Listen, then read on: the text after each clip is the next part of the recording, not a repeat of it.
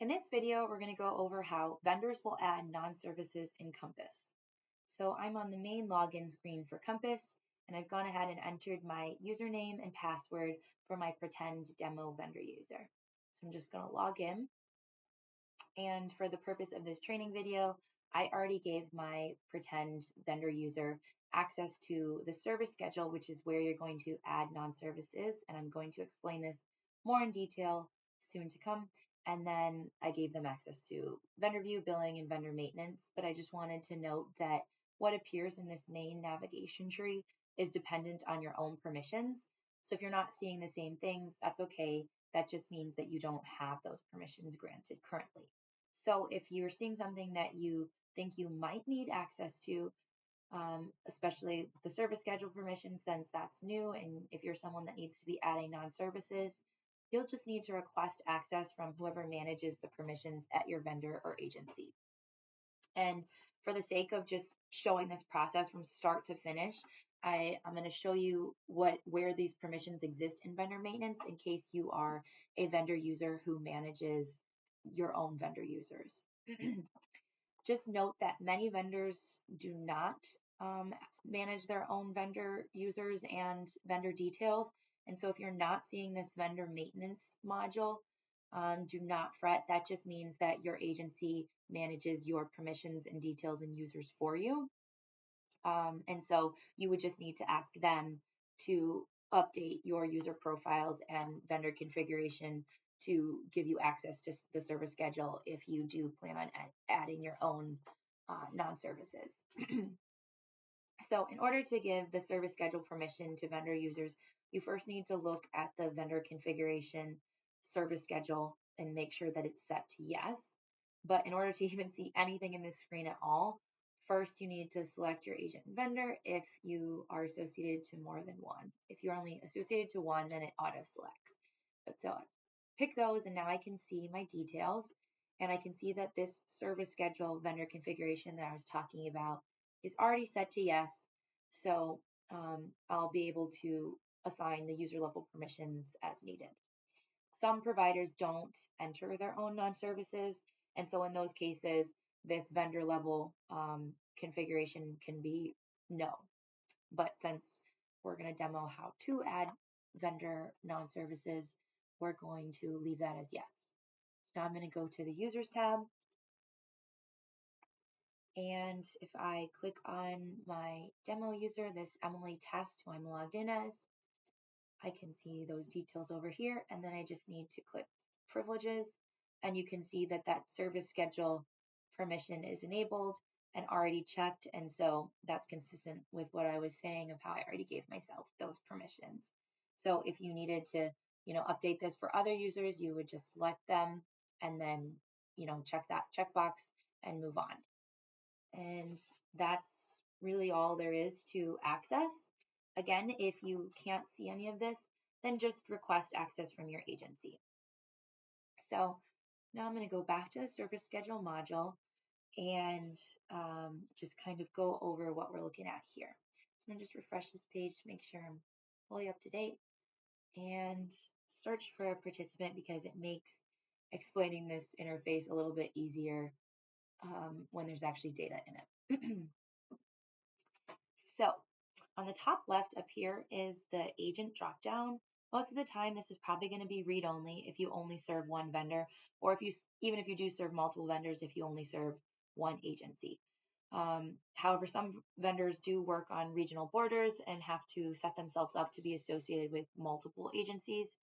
And so if that's the case for you, then you would just need to select which one you want to operate as. The next thing is the search participant box.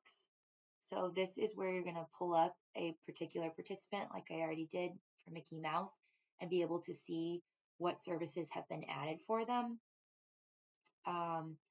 So this search participant goes by last name or first name, and it's just a type search. So you can just start typing and it'll continue to narrow down the results based on what you've entered.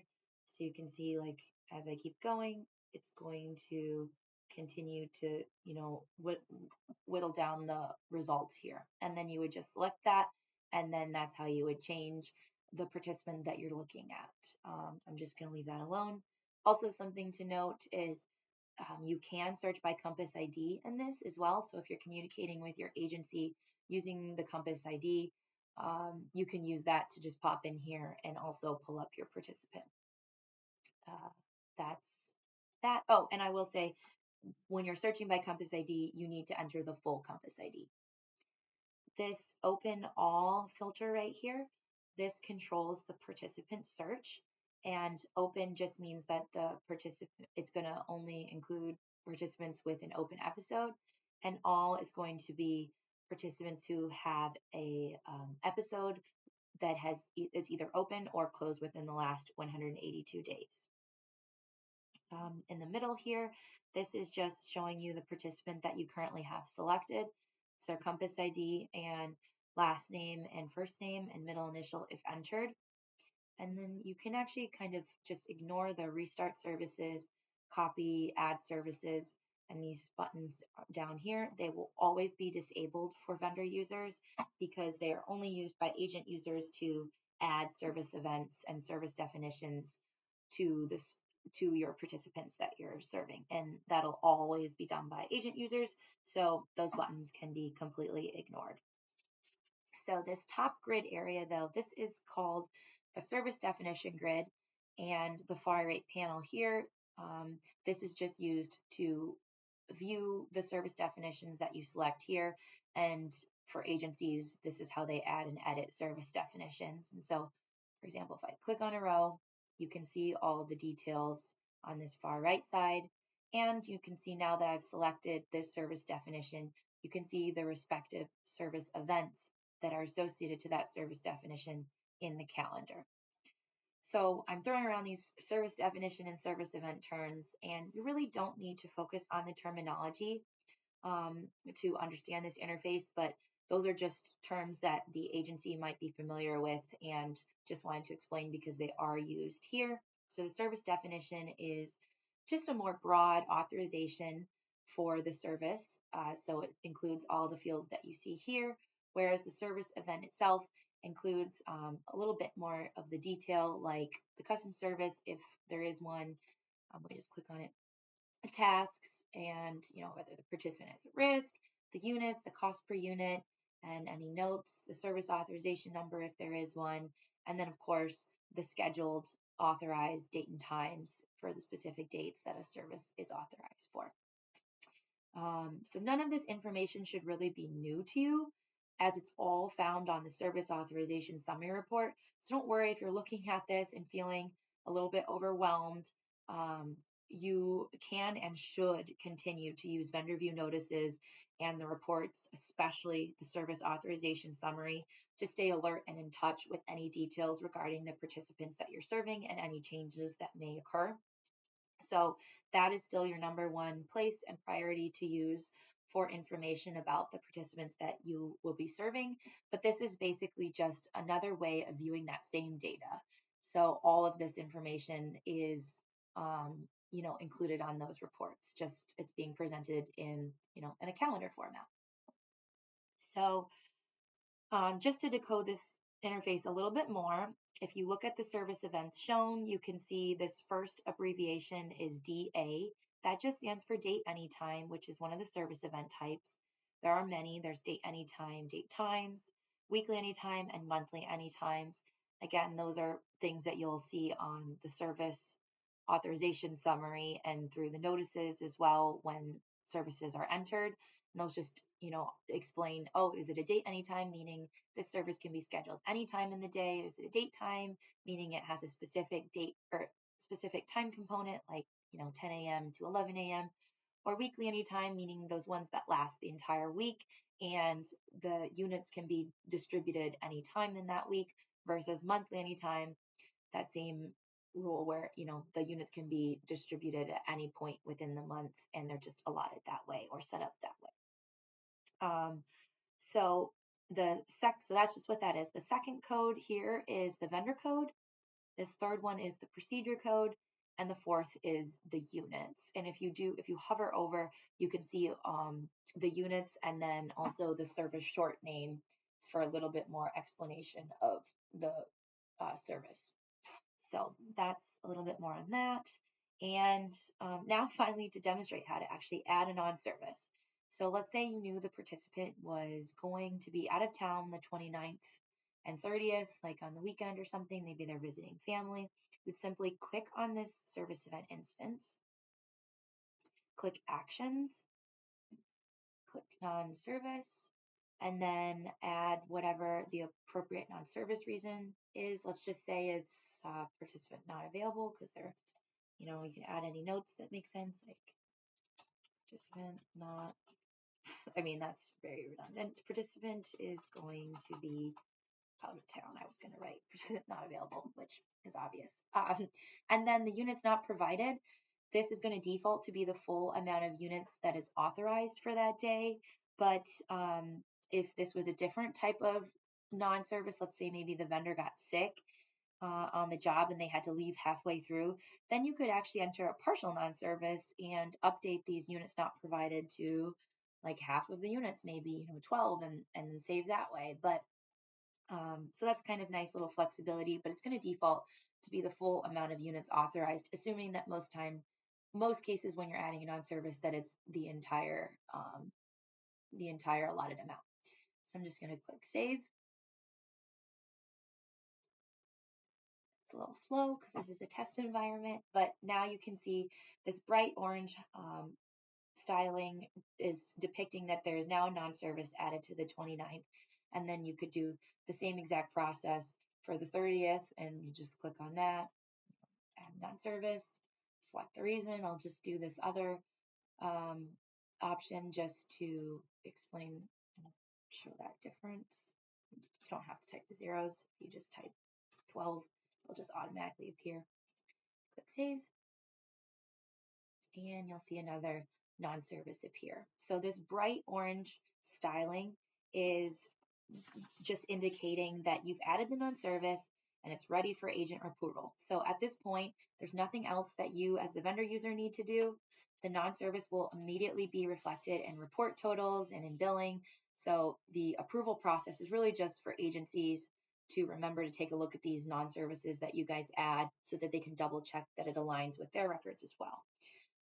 And so when an agent does approve a vendor added non-service, you'll see the styling change from this bright orange to this kind of light red look with the cross or the cancel, whatever icon you want to call that. You'll also notice that partial non-services are displayed in a slightly lighter shade of red, but otherwise look basically identical.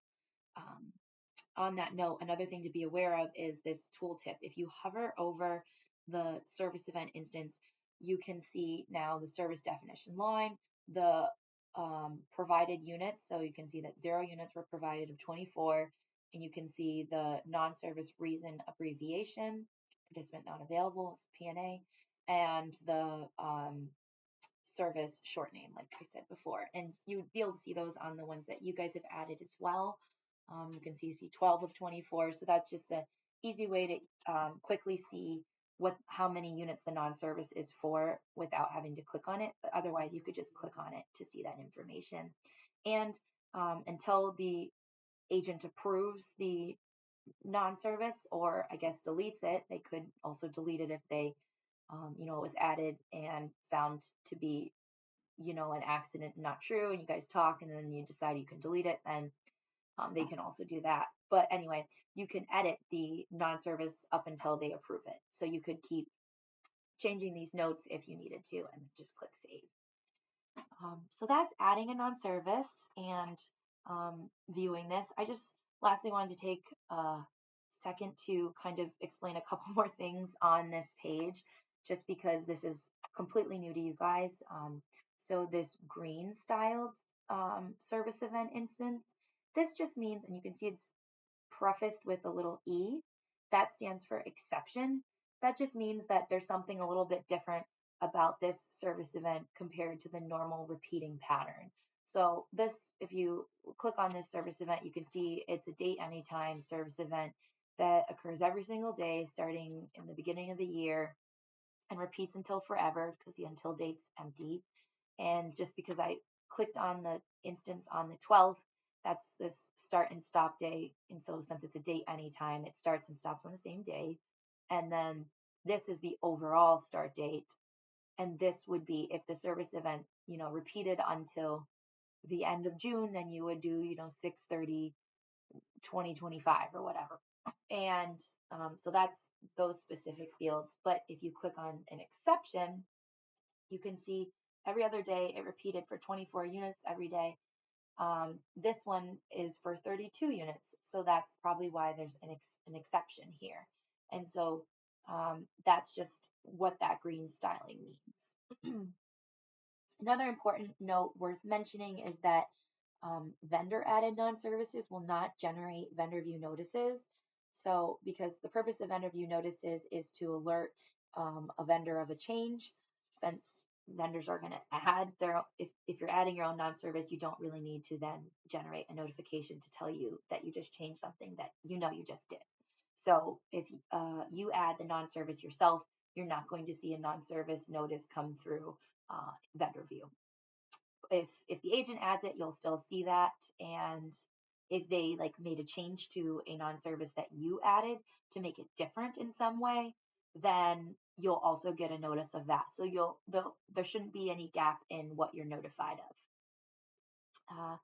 And lastly, I just wanted to take a second to explain the remaining filters and little buttons on this page now that you have a better concept of what you're looking at here. So the day, week, and month buttons right here, that just controls the view of the calendar. So you can, if you prefer to look at it in a week view or a day view, you can do that. I typically prefer the month view. These arrow buttons allow you to go back and forth and look at the services for the different months. It's a little slow to load because this is a test instance. And if you do navigate away from the current month, then you can use this today button, which is just going to bring you back to make sure that today is in view for the month, week, or day, depending on what you're looking at here in the calendar. And then I think the only other button we haven't talked about is this service definition grid drop down.